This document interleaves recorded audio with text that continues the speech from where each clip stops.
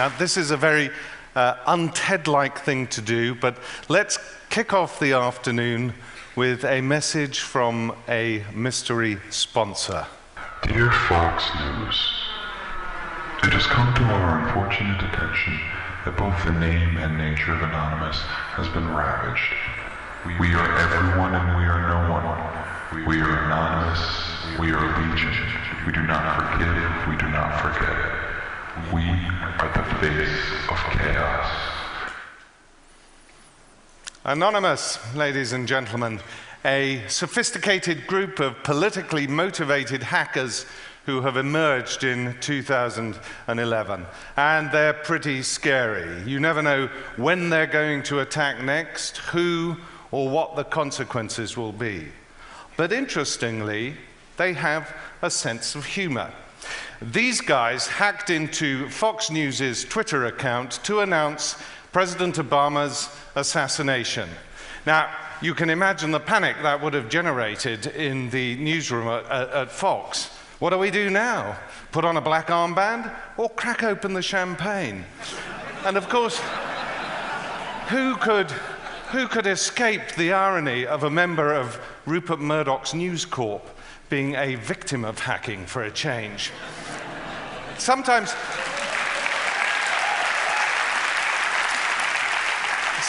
you know, you turn on the news and you say, is there anyone left to hack? Sony PlayStation Network, done. The government of Turkey, tick.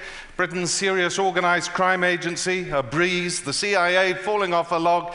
In fact, a friend of mine from the security industry told me the other day that there are two types of companies in the world, those that know they've been hacked and those that don't. I mean, 3 companies providing cybersecurity services to the FBI have been hacked. I mean, is nothing sacred anymore, for heaven's sake? Anyway, this mysterious group, Anonymous, and they would say this themselves, they are providing a service by demonstrating how useless companies are at protecting our data. But there is also a very serious aspect to Anonymous. They are ideologically driven. They claim that they are battling a dastardly conspiracy. They say that governments are trying to take over the internet and control it, and that they, Anonymous, are the authentic voice of resistance, be it against Middle Eastern dictatorships, against global media corporations, or against intelligence agencies, or whoever it is. And their politics are not entirely unattractive. Okay, they're a little inchoate, and there's a strong whiff of sort of half-baked anarchism about them. But one thing is true. We are at the beginning of a mighty struggle for control of the internet. The web links everything, and very soon it will mediate most human activity, because the internet has fashioned a new and complicated environment for an old age dilemma that pits the demands of security with the desire for freedom. Now, this is a very complicated struggle, and unfortunately for mortals like you and me, we probably can't understand it very well. Nonetheless, in an unexpected attack of hubris a couple of years ago, I decided I would try and do that. And I sought of Get It. These were the various things that I was looking at as I was trying to understand it. But in order to try and explain the whole thing, I would need another 18 minutes or so to do it. So you're just going to have to take it on trust from me on this occasion. And let me assure you that all of these issues are involved in cybersecurity and control of the internet, one way or the other, but in a configuration that even Stephen Hawkins would probably have difficulty trying to get his head around. So there you are. And as you see in the middle, there is our old friend, the hacker. The hacker is absolutely central to many of the political, social, and economic issues affecting the net. And so I thought to myself, well, these are the guys who I want to talk to. And what do you know? Nobody else does talk to the hackers.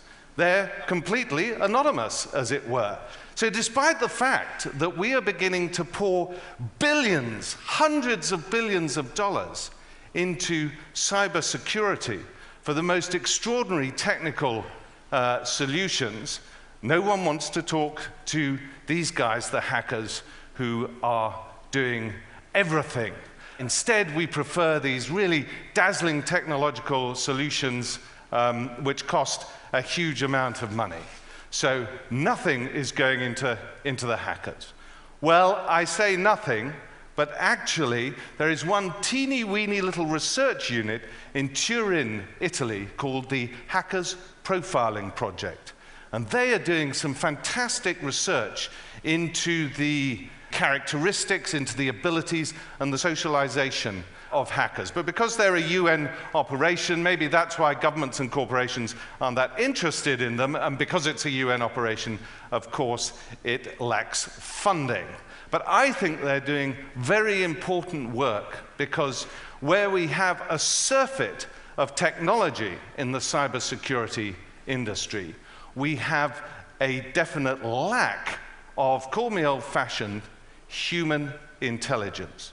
Now, so far I've mentioned the Hackers Anonymous, who are a politically motivated hacking group. Of course, the criminal justice system treats them as common or garden criminals. But interestingly, Anonymous does not make use of its hacked information for financial gain.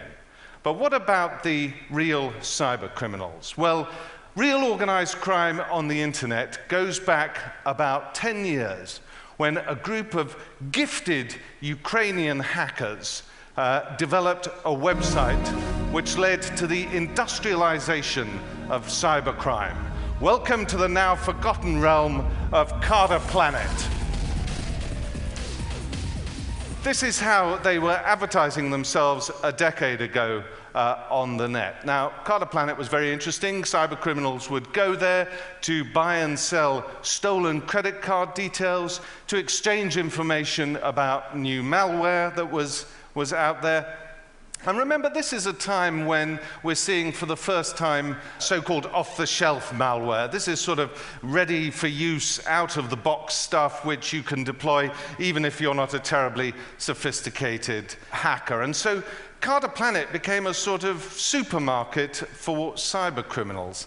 And its creators were incredibly smart and entrepreneurial, because they were faced with one enormous challenge as cyber criminals. And that challenge is, how do you do business? How do you trust somebody on the web who you want to do business with when you know that they're a criminal? I mean, it's axiomatic that they're dodgy and they're going to want to try and rip you off. So, the family, as the inner core of Carder Planet was known, came up with this brilliant idea called the escrow system. They appointed an officer who would mediate between the vendor and the purchaser. The vendor, say, of stolen credit card details. The purchaser wanted to get hold of them. The purchaser would send the administrative officer some dollars digitally, and the vendor would sell the stolen credit card details, and the officer would then verify if the stolen credit cards worked. And if they did, he then passed on the money to the vendor and the stolen credit card details to the purchaser. And it was this which completely revolutionized cybercrime on the web. And after that, it just went wild. We had a champagne decade for people we know as carders. Now, I spoke to one of these carders, who we'll call Red Brigade, although that was not even his proper nickname, but I promised I wouldn't reveal who he was. And he explained to me how in 2003 and 2004, he would go on sprees in New York, taking out $10,000 from an ATM here, $30,000 from an ATM there, using cloned credit cards. He was making, on average, a week, $150,000, tax-free, of course. And he said that he had so much money stashed in his Upper East Side apartment at one point that he just didn't know what to do with it, and actually fell into a depression. But that's a slightly different story.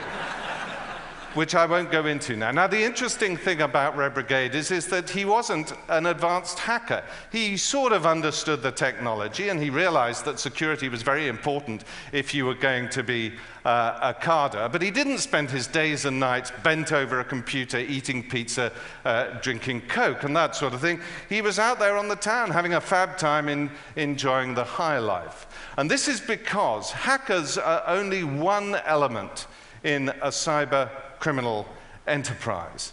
And often they're the most vulnerable element of all. And I want to explain this to you by introducing you to 6 characters who I met while I was doing this research. Dmitry Golubov, aka Script, born in Odessa, Ukraine in 1982. Now, he developed his social and moral compass and the Black Sea port during the 1990s. This was a sink or swim environment where involvement in criminal or corrupt activities was entirely necessary if you wanted to survive. As an accomplished computer user, what Dmitry did was to transfer the gangster capitalism of his hometown on to the World Wide Web. And he did a great job in it. You have to understand, though, that from his 9th birthday, the only environment that he knew was gangsterism. He knew no other way of making a living and making money. Then we have Renukant Subramaniam, aka Jilzy, founder of Dark Market, born in Colombo, Sri Lanka. As an 8-year-old, he and his parents fled the Sri Lankan capital because Sinhalese mobs were roaming the city looking for Tamils like Renu to murder. At 11, he was interrogated by the Sri Lankan military, accused of being a terrorist, and his parents sent him on his own to Britain as a refugee seeking political asylum. At 13, with only little English and being bullied at school, he escaped into a world of computers where he showed great technical ability, but he was soon being seduced by people on the internet. He was convicted of mortgage and credit card fraud, and he will be released from Wormwood Scrubs jail in London in 2012. Matrix 001, Matrix 001, who was an administrator of Dark Market, born in southern Germany to a stable and well-respected middle-class family. His obsession with gaming as a teenager led him to hacking, and he was soon controlling huge servers around the world where he stored his games that he had cracked and pirated. His slide into criminality was incremental, and when he finally woke up to his situation and understood the implications, he was already in too deep. Max Vision, aka Iceman, mastermind of Carder's Market, born in Meridian, Idaho. Max Vision was one of the best penetration testers working out of Santa Clara, California in the late 90s for private companies and voluntarily for the FBI. Now, in the late 1990s, he discovered a vulnerability on all US government networks. And he went in and patched it up because this included nuclear research facilities, sparing the American government a huge security embarrassment. But also, because he was an inveterate hacker, he left a tiny digital wormhole through which he alone could crawl, but this was spotted by an eagle-eye investigator, and he was convicted. At his open prison, he came under the influence of financial fraudsters, and those financial fraudsters persuaded him to work for them on his release. And this man with a planetary-sized brain is now serving a 13-year sentence in California. Adewale Taiwo, aka Freddie Bibi, master bank account cracker from Abuja in Nigeria. He set up his prosaically entitled news group, bankfrauds@yahoo.co.uk, before arriving in Britain in 2005 to take a master's in chemical engineering at Manchester University.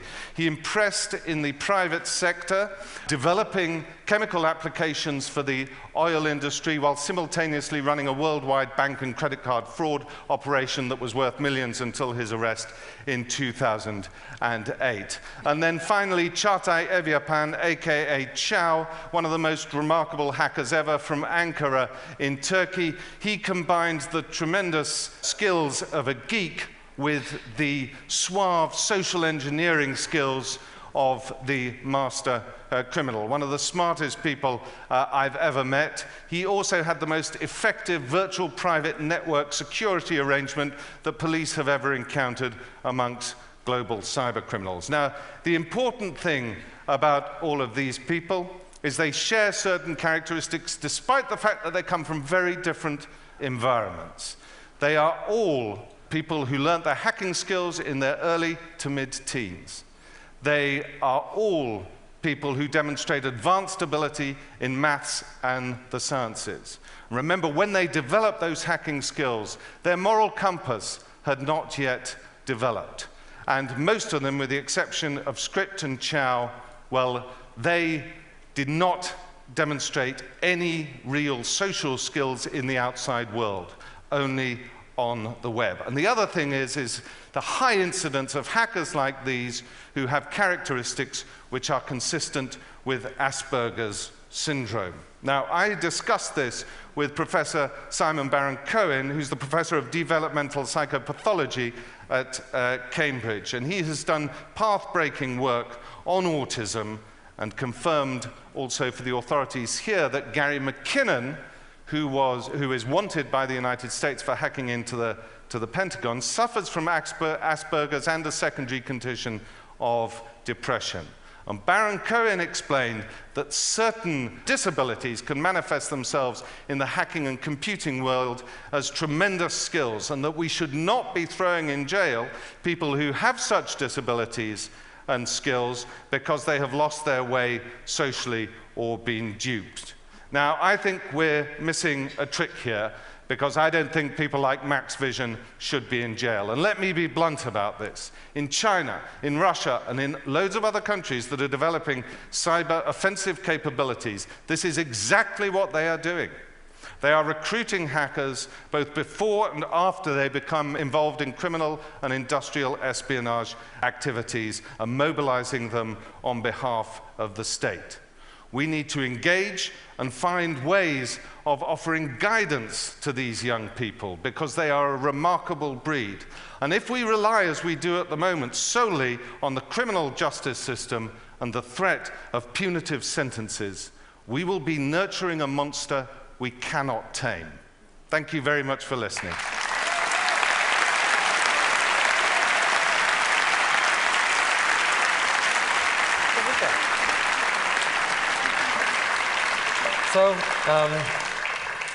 So your idea we're spreading is hire hackers.